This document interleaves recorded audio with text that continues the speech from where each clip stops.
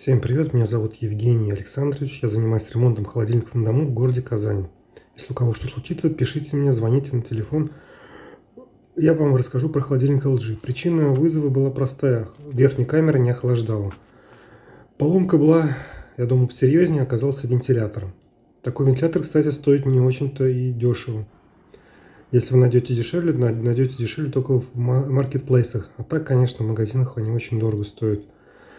Хочу сказать, я вам поменял его и все. И самое обидное, что этому холодильнику всего-то 2 года. Он отработал каких-то 2 года. Поменял на новый, все заработал. Так что, если что случится с холодильником, звоните мне на мой телефон, который я вам сейчас покажу в интернете.